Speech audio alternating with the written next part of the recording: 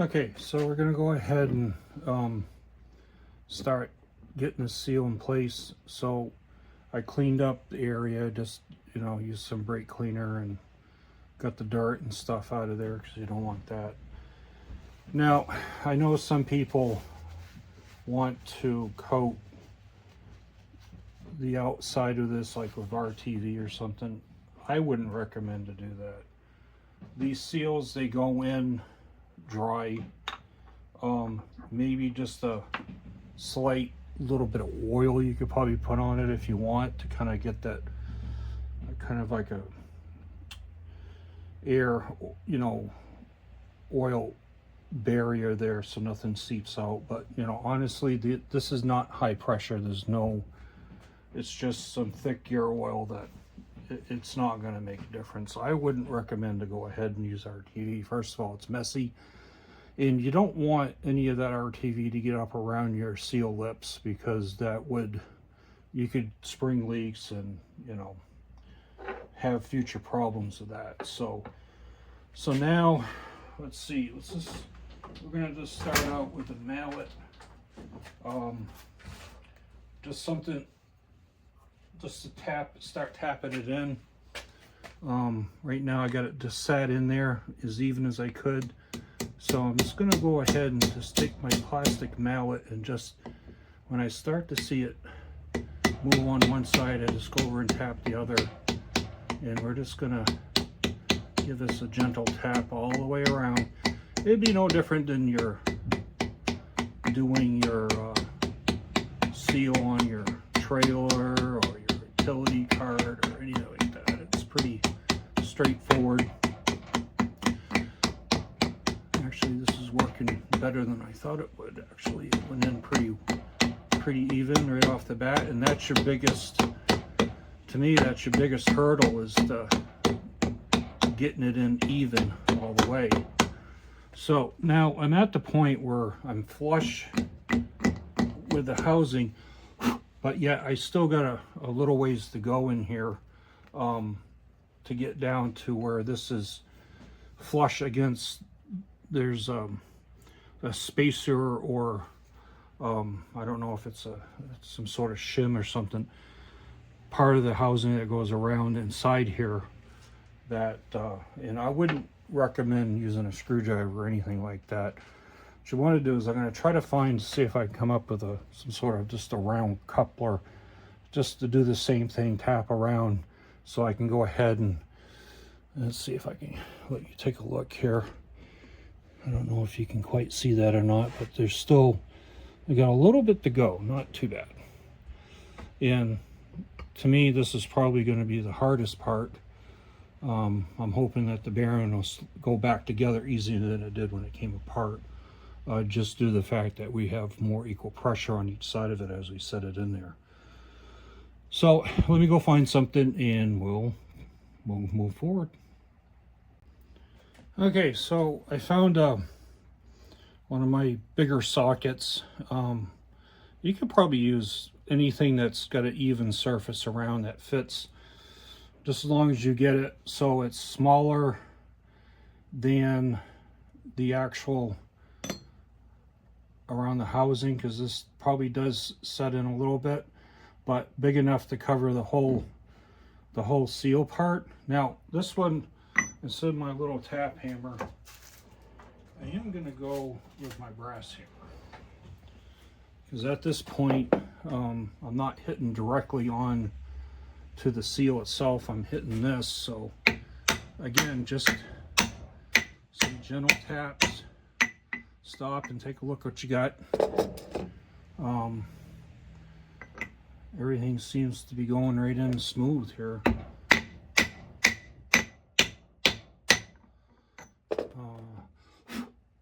The only thing, I think this socket might be a little too big. Let me go ahead and find something else here. Let's go one size smaller. There we go. That'll work better, I think.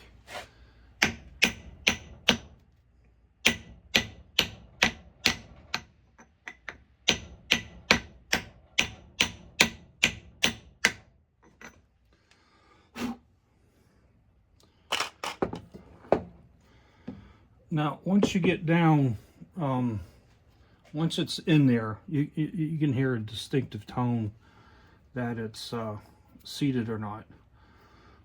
Just take a look, make sure there's no problems around the seal. Obviously there's probably some dirt, so I'm going to spray that down before I go forward with getting things back together here.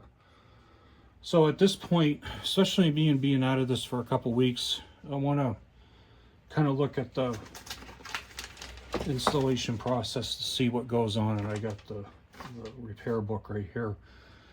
Just because I don't want to miss something, because trust me, when you get your shaft back through and you start putting your bearing in and stuff, it's like, that is not the right time to say, oh, I forgot to put the gear in. So you want to make sure that you have all your pieces together, lined up, and think about how you're going to do it in your head. That's what I do. I don't want nobody else in my head but myself. Because you never know what they're going to find up there. It wouldn't be good. But anyways,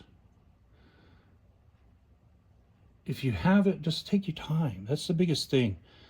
I don't hurry through this stuff. I'd rather do it once, do it right, and not have to worry about it again, or have to go back in and deal with stuff because I rushed through it. You know, I kind of call it the lazy approach, because a lazy person wants to find the least effort to do something but do it right and don't have to do it again. So I guess I'm lazy. So let's move on to the next step. All right, so now I push the shaft back up through. I'm just going to take a little bit of gear oil and just go around the seal itself here, just to give it a little bit of lube. And a little bit on this, because it just makes the installation a little bit easier when you put it all together. You don't need a lot, just a coating, just a little thin layer. And with this guy, when you put it together, you have to make sure that you get your gear, your pinion gear. Oh, I don't want to knock them over. Just get some of the debris what I have on there. Like I usually just take a little oil, a little parts cleaning solution, and just hit it with a little air to get some of the dust and stuff. And when you do this, you want to make sure you go in the right direction, because you can probably get this mixed up and put in backwards. So when you do this assembly, you want to make sure that everything goes in. So you should have, looking at the sheet here, making sure we get that right. You should have that be in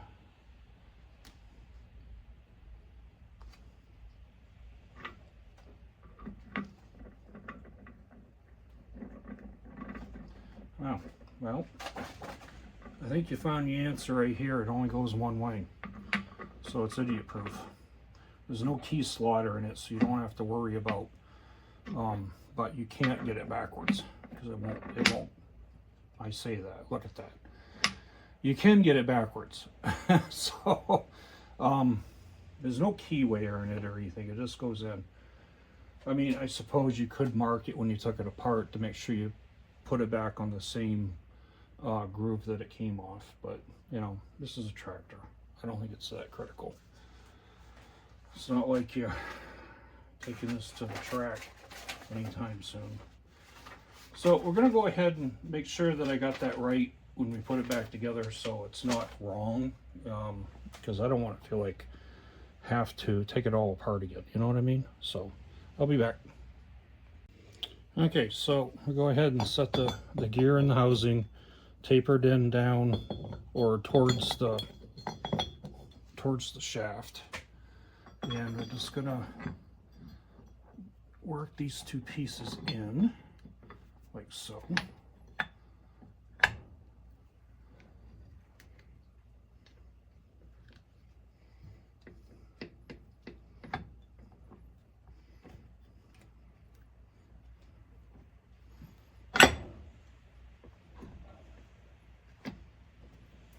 And just like that. So, it's not really difficult as long as you pay attention. So that's the orientation. If I can get the camera to look right here. That's the orientation it needs to be in. So you can see everything smoothly runs. And honestly, I don't think that if you put it in backwards, you'd be able to get the housing on all the way right. It would hit because it is pretty low clearance in there. So from this point, what I forgot to do is that because the bolts that hold your top plate down for the top thrust bearing, they're all the way through. And I didn't realize this till I put it back together and I saw that there's still pieces of Teflon that was on the bolts when I took it apart. Teflon's fine. There's nothing wrong with it. It's cheap. It's just that I like to use the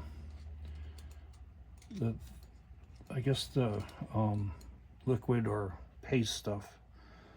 I've always had good luck with the Teflon paste and putting things back together and not have any leaks, especially high pressure like gas lines and stuff.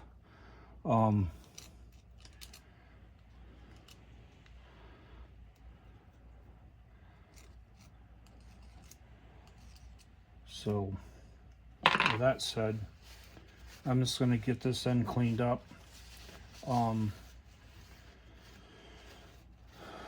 Get all the pieces that I can out that could be stuck in here. Will it hurt anything if a little piece gets off of the Teflon tape? No, I don't. The Teflon's not going to hurt anything. But what it could do is that it could ball up, get into one of the balls in the bearings or something. It is considered a foreign object. We don't want any of that stuff to interrupt our process of doing a reinstall here. So, use your judgment. It's up to you it's your part, but I would just recommend to get that cleaned out. Probably would have been a lot better if I did this with the bearing out. And technically at this point, I guess I'll probably just go ahead and pull that back out and clean it up right. There's no sense at this point take any kind of half steps. It's not that big of a deal. Plus, I'll probably coat it with a little bit of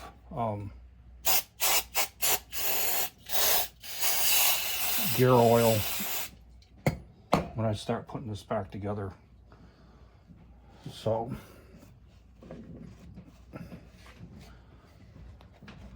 no harm, no foul, as they say. Cleaned up. Let's take a look in there, make sure there's nothing cause any issues. And my goal is to try to get some of this trapped oil out of the threads, so that way when you do reseal it up, it won't be an issue and things will go back together easier.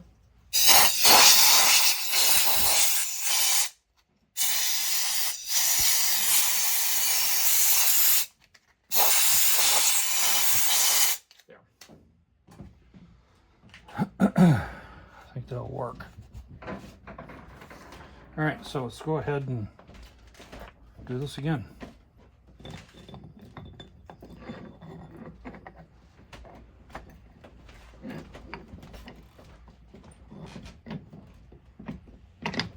Just like that. So before I get too carried away here, I do want to put a little gear oil on this just to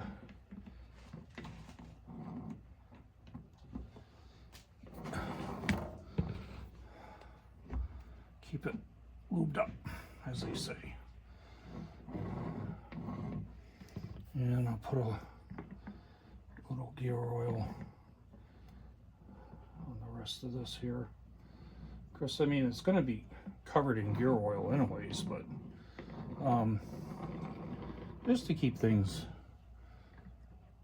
in case there's a dry spot, it's best to have a little bit of oil, because once this moves, it's going to get oil thrown all up in here anyways. But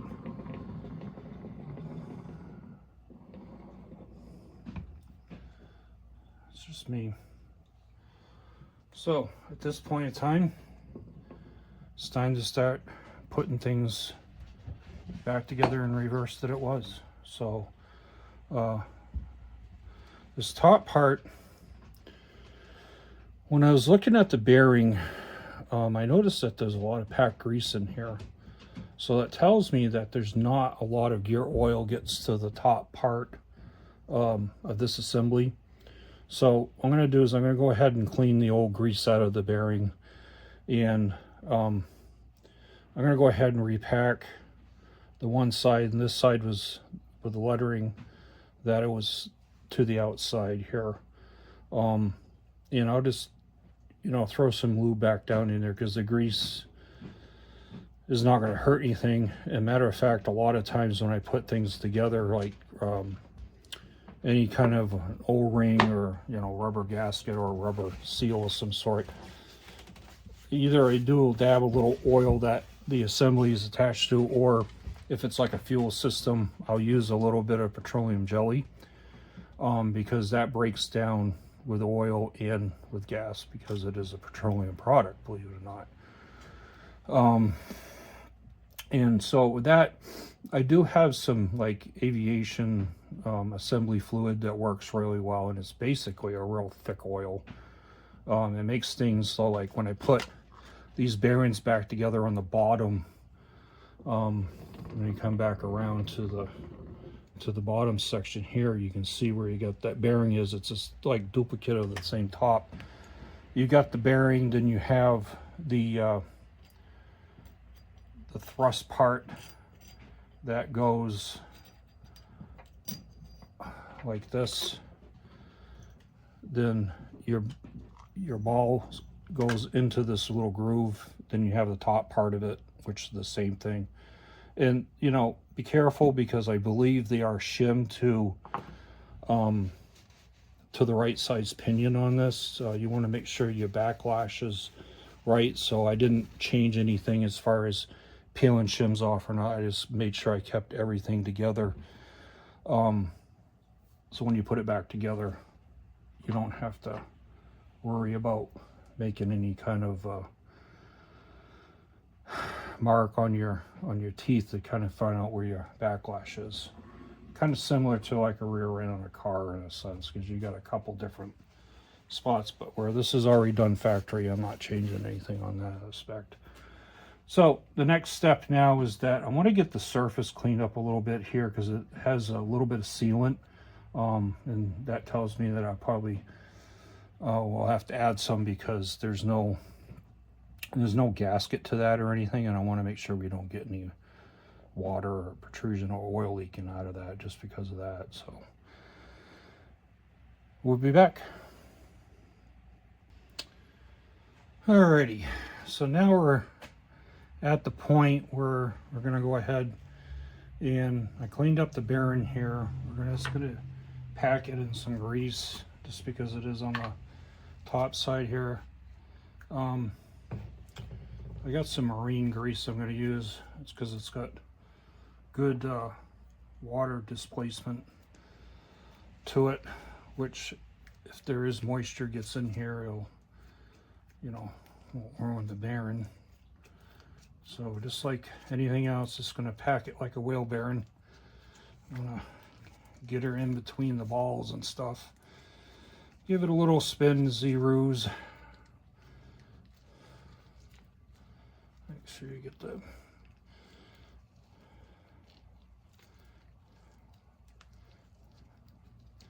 packer right in there. Then from there we can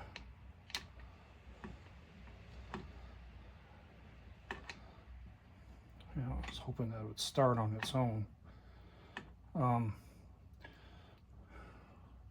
See if I can take a mallet to it to try to get it started. Of course, your hands are all greasy. It's kind of hard to do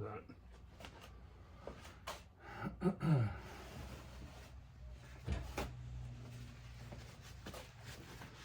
Because, you know, it depends on how tight the actual bearing going in. I don't want to tap on it too hard.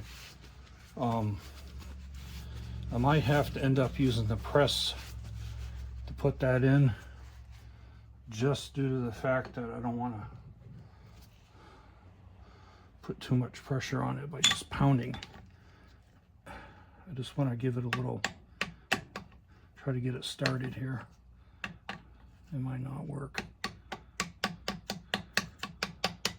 Yeah, I'm gonna have to do, we're gonna have to put the bottom half together first, because it just wants to slide out. So before I move forward, I'm gonna go ahead and assemble the bottom plate and thrust bearing and get that done. That way,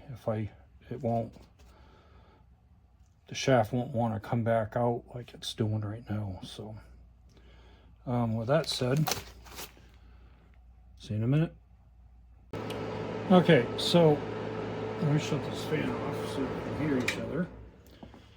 So the next step is we're going to go ahead and get the bottom half together. So what I'm going to do is just get a little bit of gear oil, and what I want to do is just coat the O-ring and put it back around the housing here. Just take your finger with a little bit of that, just go around it. And what you want to do too is put some around on the inside of the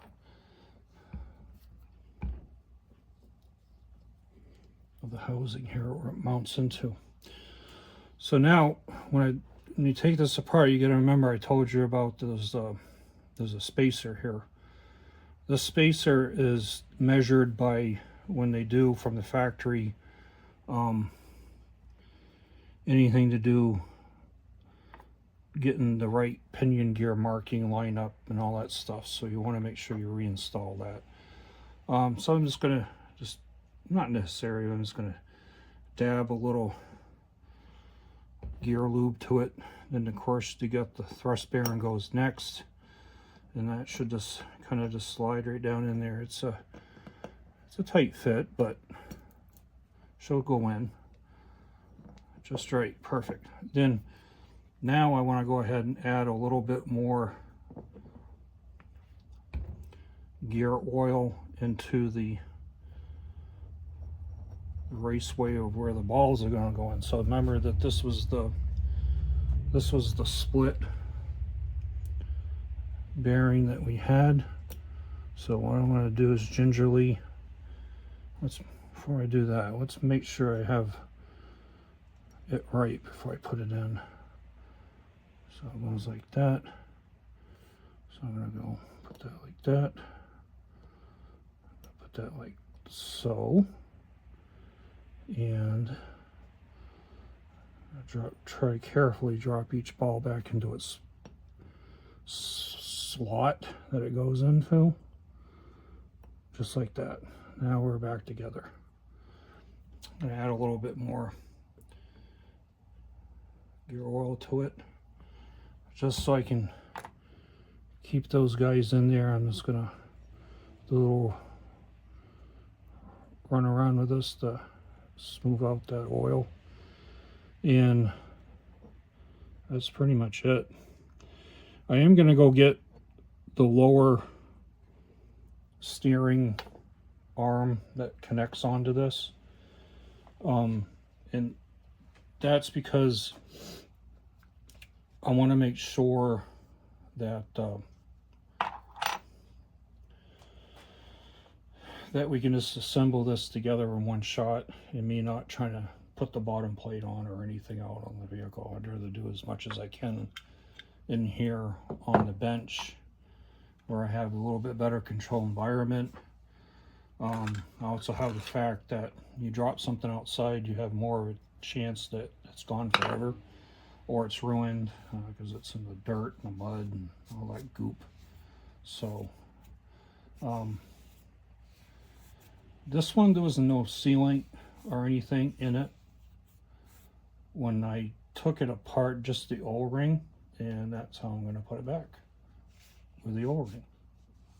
You don't need to add any, because these holes do not go into the casing where the tops they do.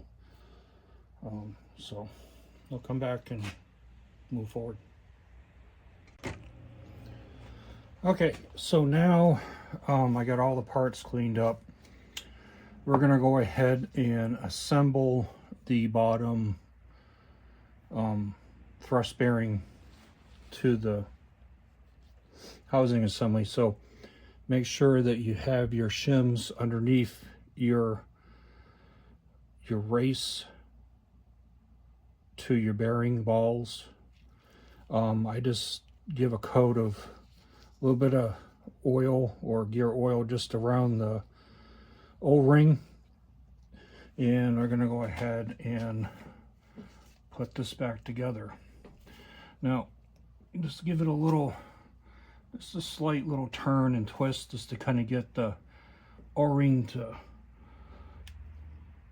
seal up there pretty good. So this is a critical point too, is that when you're installing your bolts, there's two different sets of bolts here.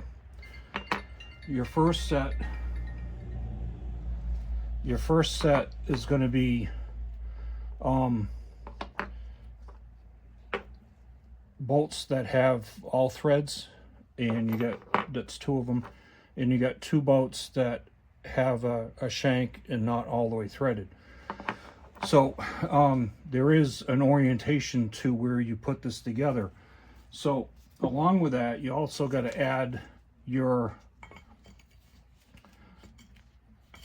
connecting link crossover.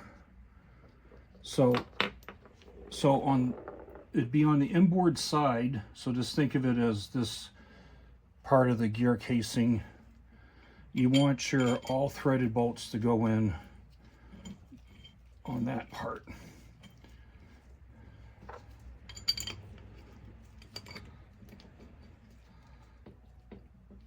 Get that in there.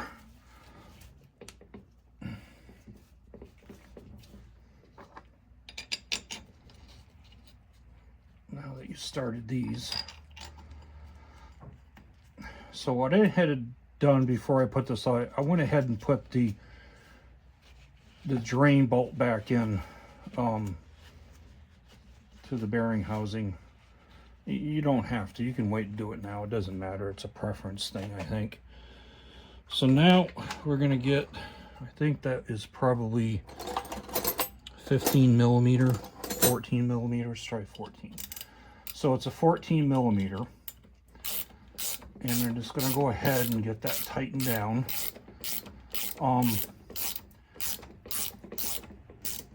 Preference wise, you should just tighten down, not all the way at first, just get them started, so to speak.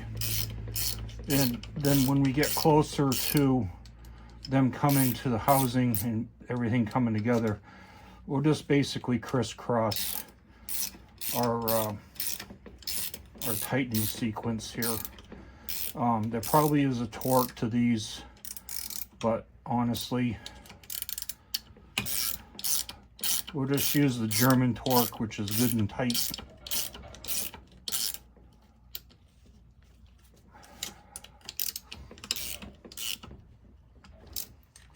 So I got that a little snug, not fully all the way, but snugged, I should say. And, you know, after looking at this, I might have to edit this out.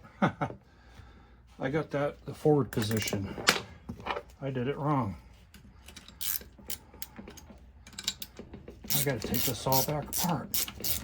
Well, not all of it, just the arm here. It's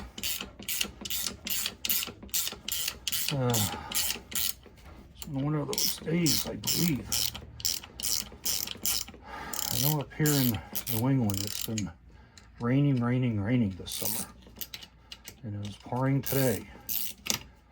And luckily, if I do work out on the tractor, I can just go ahead and do it because I'm under a tarp out there, which is kind of like a Harbor Freight carport, one of those cheapy ones. Easy up, easy down. You don't want to leave them up during a windstorm, a very big windstorm, or snow, that's for sure, because they're pretty cheap and not much to them. But they serve the purpose of keeping you dry as best they can.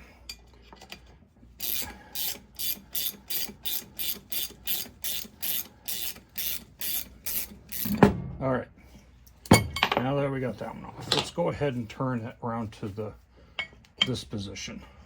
This might work a little better too. So again, we want your threaded bolts. I did verify that them are right. Let's get them started anyways.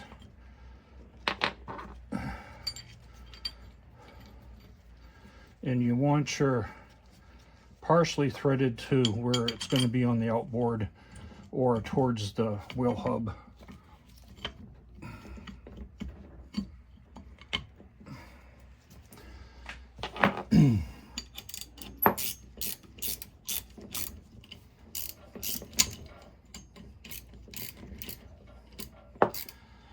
I'll probably speed this up a little bit on the.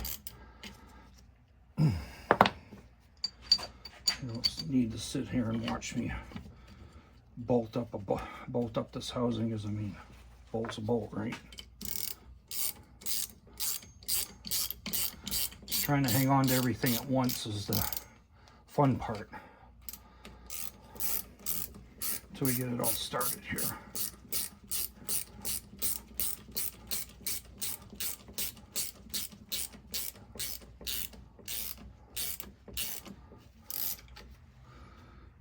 Let's make sure that everything looks good. I don't see the pinch off on the O-ring. Seems to be going together fairly well here.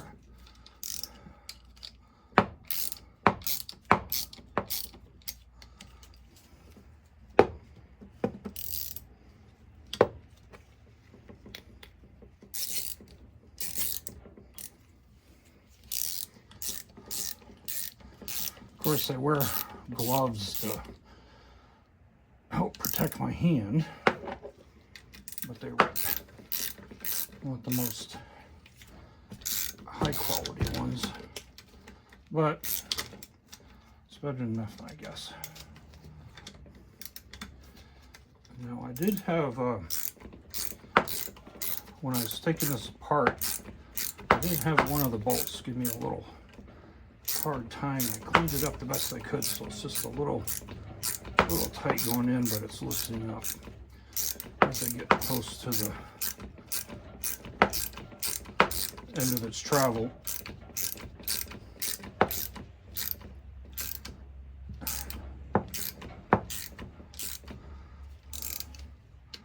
All right, so across, that's tight. That's tight.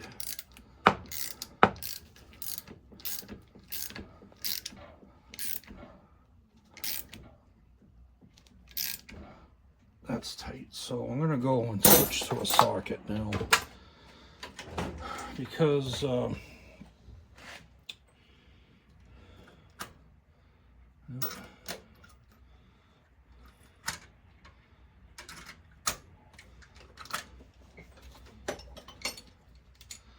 wrench keeps slipping off as you're getting down into where it's a little recessed into the thing there.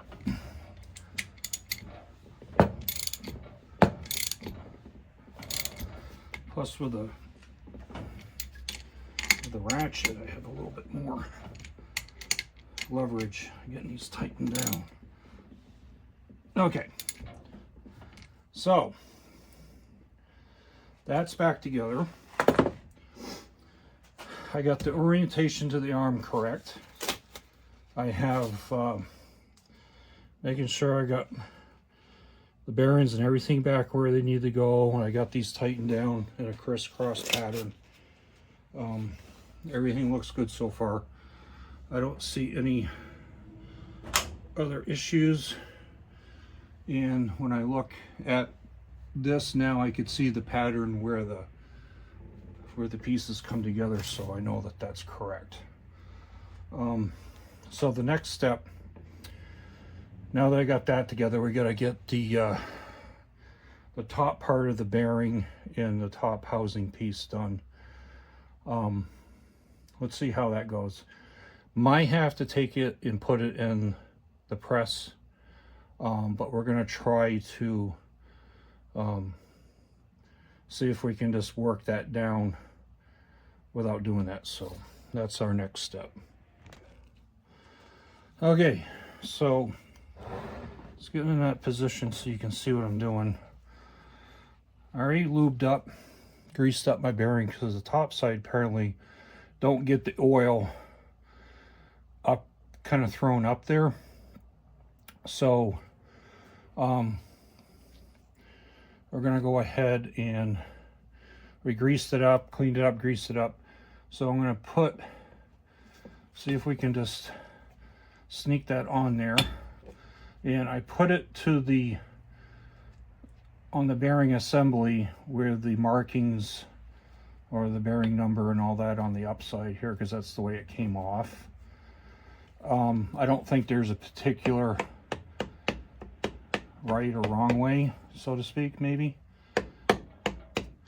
And so I'm just taking a rubber mallet and just kind of gingerly tapping the inner part of the bearing around here.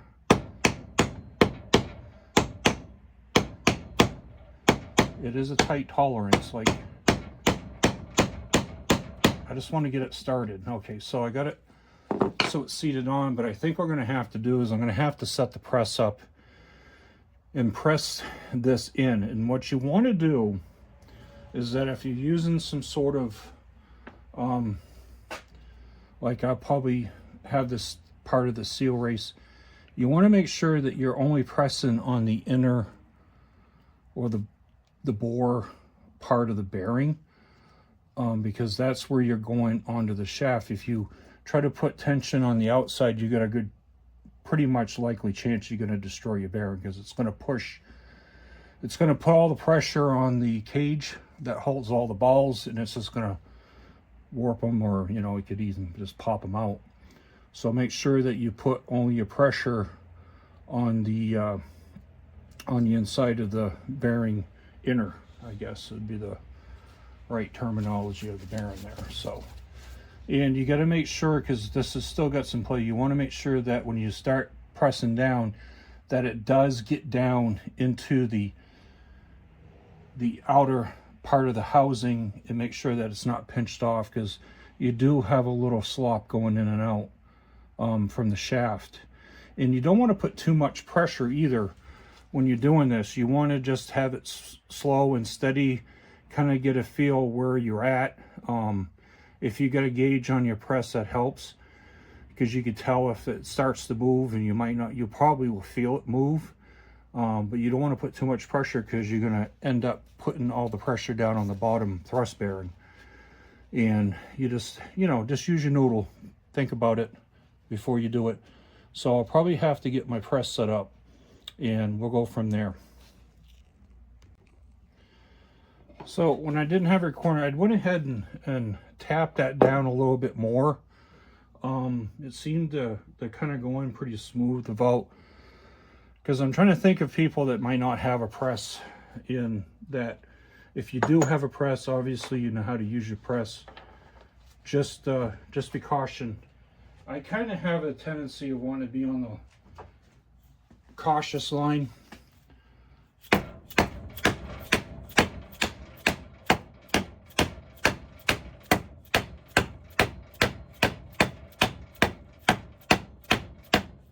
So I'm taking the rubber mallet, and everything seems to be going in pretty smooth here.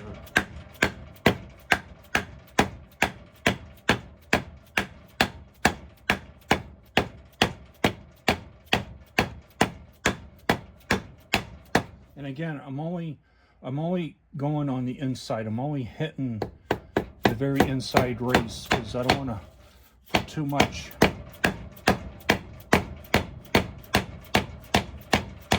Of course, there's only going to be so far I can go down with that.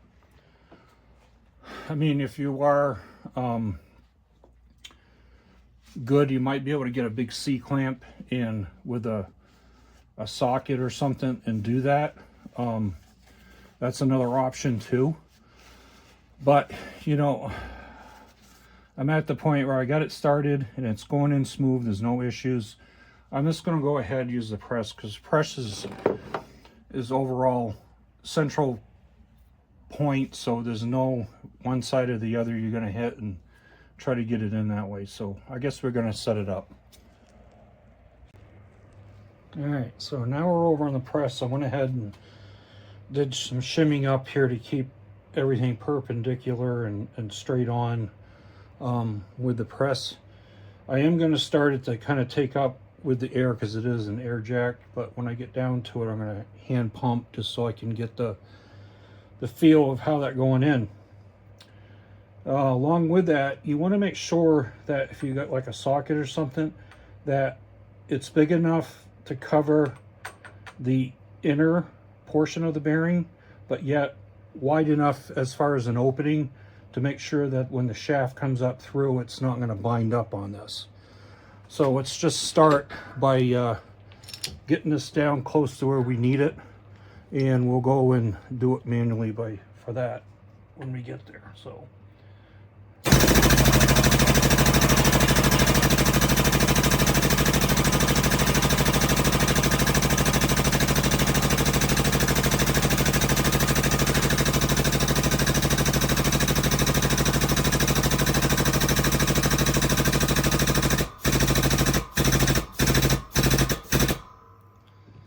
now that we're close, just going to have to move this slightly over just a little bit to make sure that we're center. And I'm going to go ahead and start doing the pump thing.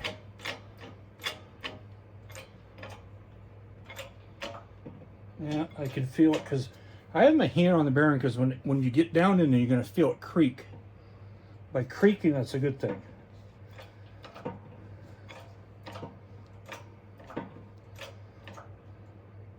So I felt a little resistance. So anytime it's always best just to make a pause. Sometimes you have to readjust and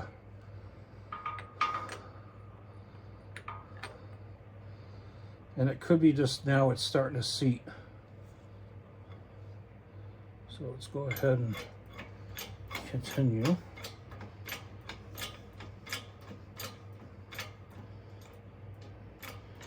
Don't get your fingers pinched.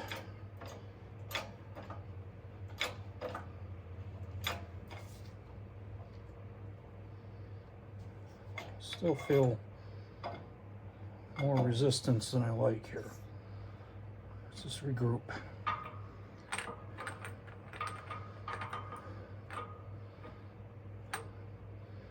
Well, I think she's going in good.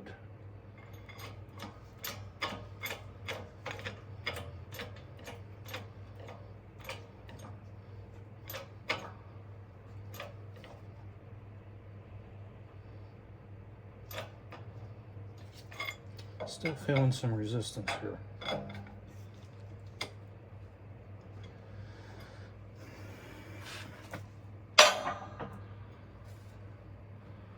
Make sure I'm not misaligned or anything. It could be that it's not completely straight too. So I see that we do have, I've got plenty of room. Just I probably have to just reposition slightly here. Let's try that. Because this seat's down in there.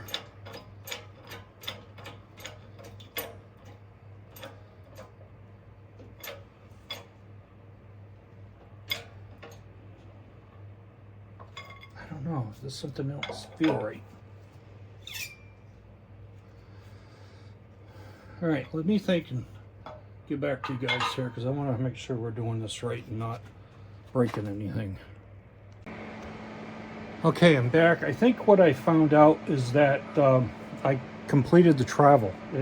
I thought it went down more than it did, but I remember when I took this apart, this is the thrust bearing outer, okay? It rides right on top of the main bearing, and I know that when I had this first taken apart, it was flush, meaning that the end part of this shaft was flush with the actual bearing part. So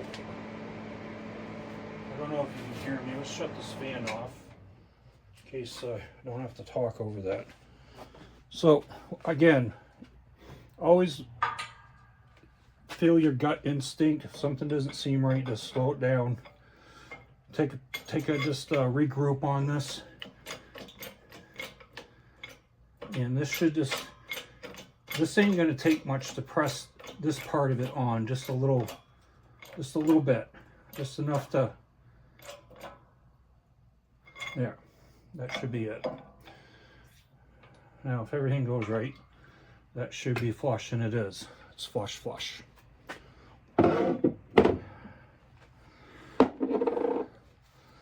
So let's take a little close-up look here so you can see what I'm seeing. So as you can see here, this is flush with that, and what we're going to do, I'm going to add some more grease to this, and then we're going to apply a very thin layer of sealant around here, just like silicone.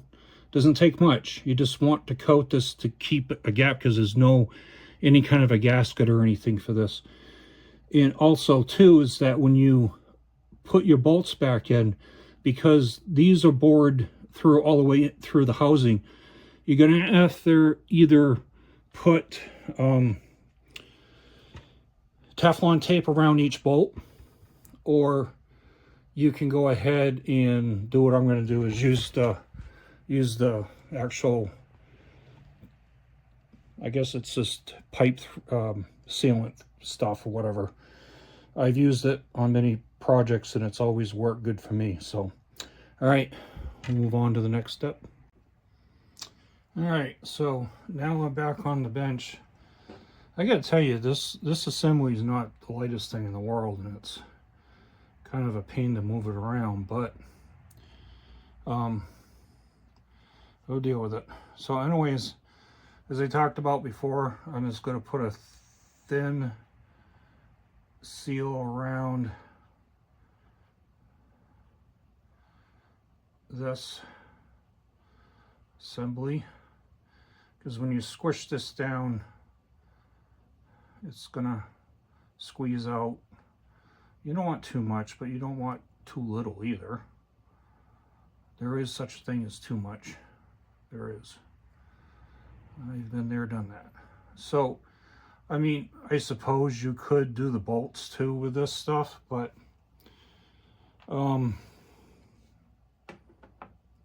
it's not like there's any pressure or anything like that that's going to cause a problem.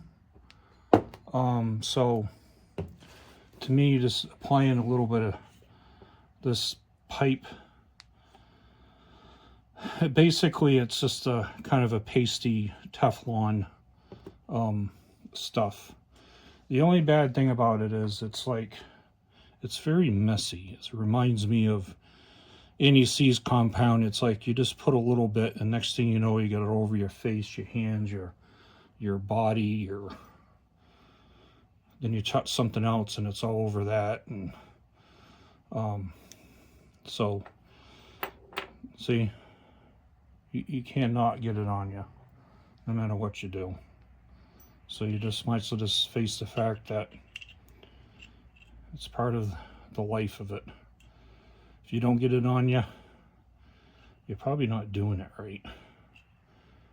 It's just part of the steps. So it's really, oh, looks like I had a piece of old Teflon caught in there still. Yeah, I did. Thought I got it all. Probably wouldn't hurt anything, but still, I don't want any of the old stuff on there. Yeah, another small little piece.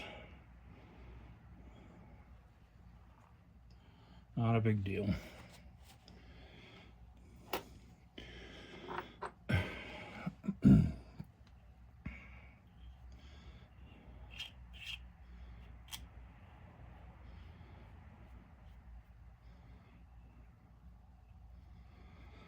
I don't know. Got any jokes?